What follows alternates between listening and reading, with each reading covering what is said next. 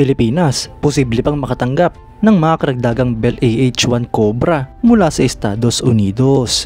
Sa kasalukuyan ay meron na nga pong 2 units ng ganitong klaseng attack helicopter ang ating bansa. Yan ang pag-uusapan natin, pero bago yan, kung bago ka lang sa aking channel, huwag mong kalimutang mag-like, subscribe at i-hit mo na rin ang notification bell button para lagi kang updated sa mga bagong videos natin.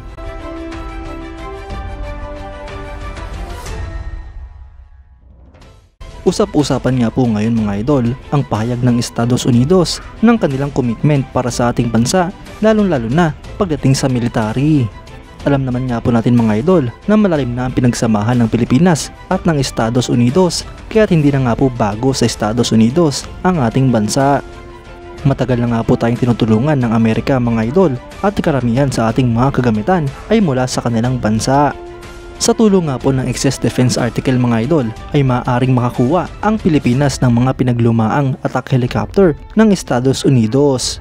Ngunit bago nyo nga po husgahan ang attack helicopter nito mga idol, ay mas mabuti pang kilalanin muna natin kung ano nga ba ang Bell AH-1 Cobra.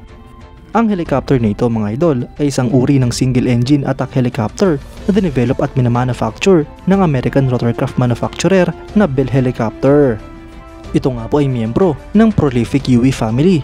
Ang AH-1 Cobra ay mas kilala sa tawag na UE Cobra o Snake. Ang AH-1 Cobra mga idol ay dinevelop bilang interim gunship upang tugunan ang pangangailangan ng US Army noong Vietnam War. Gumagamit nga po ito ng kaparehong makina, transmission at rotor system katulad ng Bell UH-1 Iroquois, kung saan napatunayan na nga po ng helicopter na ito ang kanyang sarili bilang capable platform noong panahon ng conflict. Ang attack helicopter na ito mga idol ay unang lumipad noong September 7, 1965 at na-introduce naman noong 1967.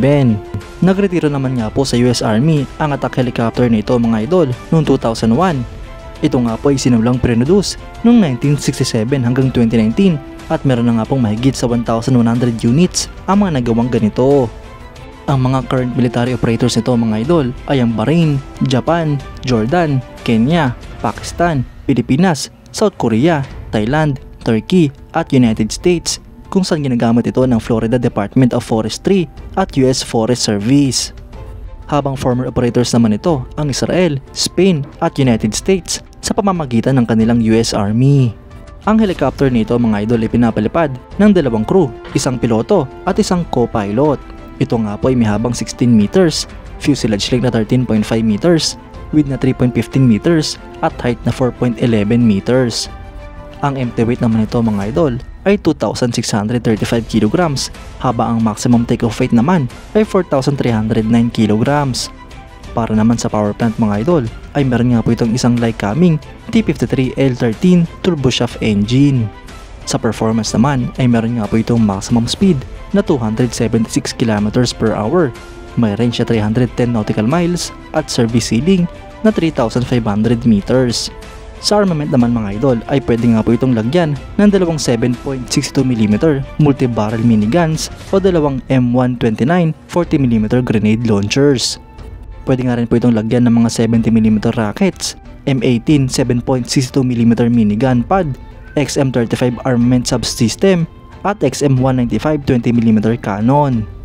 Mga idol, hindi nga po malabo na posibleng makatanggap ang Pilipinas ng donasyon mula sa Estados Unidos ng ganitong klaseng attack helicopter, lalo pat kailangan ng ating bansa ang mga karagdagang attack helicopter na ito. Bukod nga po dyan mga idol ay convenient ito para sa ating bansa dahil hindi na tayo mapapagastos ng malaki. Ngunit hindi nga po natin sinasabi mga idol na kapag tinanggap ng Pilipinas ang mga attack helicopter nito ay hindi nabibili ang ating bansa ng mga moderno at bagong attack helicopter.